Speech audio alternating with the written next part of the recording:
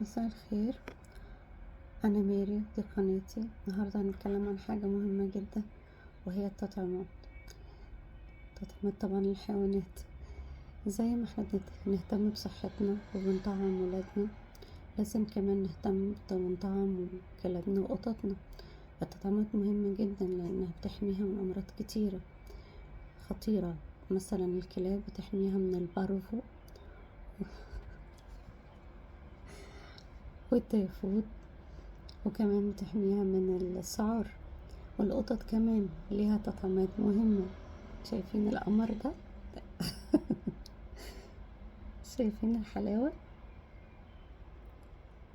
طبعا مفيش أجمل من كده تشوفوه. قطتي حبيبتي نالا، دي نالا يا جماعة، أمورة ازاي. وكمان القطط ليها تطعيمات مهمة وضرورية، زي التطعيم الرباعي. التطعيم الرباعي ده بيحميهم من الفيروسات القاتلة، وكمان تطعيم السعار. والتطعيم كمان مش بس كده، هو تطعيم مهم كمان لأصحاب الحيوانات، لأن ممكن ينقلولنا أمراض برضه خطيرة عن طريق منهم لو هم مش مطعمين.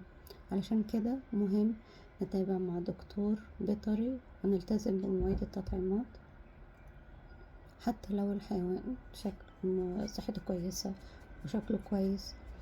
لازم نهتم بالتطعيمات بتاعتهم ضروري. صحة حيوانك مسؤوليتك، حبهم، حافظ عليهم. استنوني في فيديوهات تانية من همسة حيوان. ما تنسوش تعملوا لايك وشير عشان نوصل رسالتنا لكل محب الحيوانات. باي باي.